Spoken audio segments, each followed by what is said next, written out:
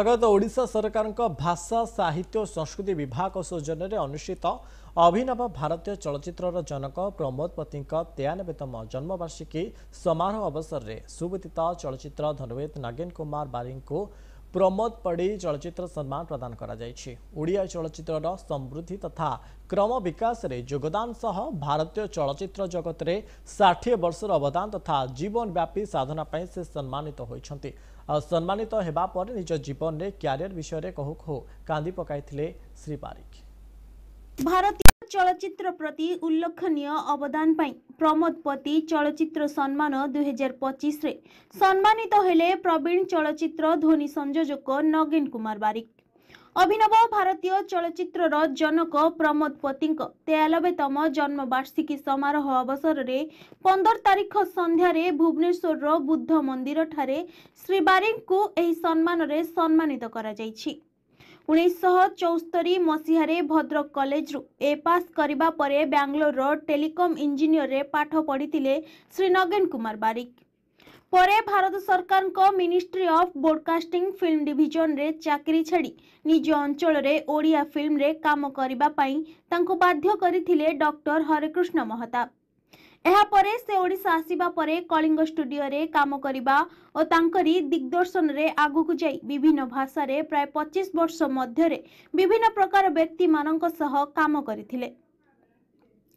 भाई जेतबेले sound engineering पढ़िया गला बेंगलोर रे आम बहुत खुशी होइथिलु। स्टूडियो रे देखिबा मो भाग्य रे नै काइना मु डाक्टर मोर पाठ पढ़ा परे पोस्टिंग हे गला दूर दूर जगह रे मु चली गली मात्र घरे बसी टीवी रे देखला नगेन बारिक शब्द ग्रहण देखले बहुत खुशी लागे।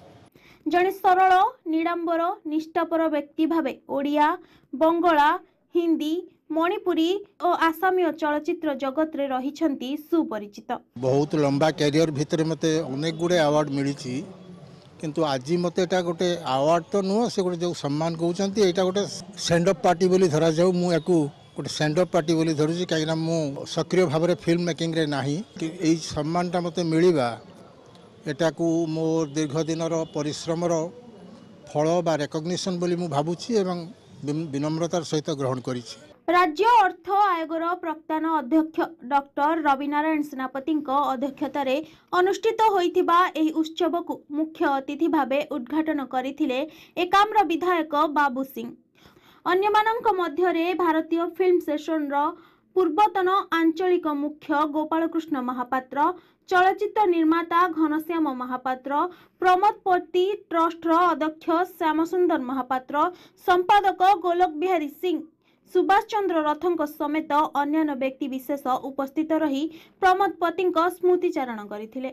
मु भाबुची जे वर्तमान सरकार सेटा को निश्चय पॉजिटिवली ग्रहण करिवे एवं सब ब्लॉक लेवल ले थिएटर करने को चेष्टा करिवे कारण से प्रपोजलटा दीर्घ दिन तले मु देइतिली। आज जो प्रमोद पतिंकर पंचम अवार्ड सेरेमनीटा होची सेथरे जो दिया गला नगेन बारिक महोदय को तांकर काम ओडिशा सिनेमा जगतर पूरा आद्य पर्वरु आज पर्यंत जेते गुडी सिनेमा हिची सेथरे आमे पिलादिनु देखि आसुचु जे साउंड रेकॉर्डिस्ट। परिशेष रे गोलोक बिहारी सिंह को द्वारा संकलित प्रमोद पति जीवनी तथा कृति संबंधी पुस्तक लोकार्पण करा जायथिला। भुवनेश्वर वीडियो जर्नलिस्ट कृपा सिंधु महापात्रंक सह शारदा नायकंक रिपोर्ट MBC TV।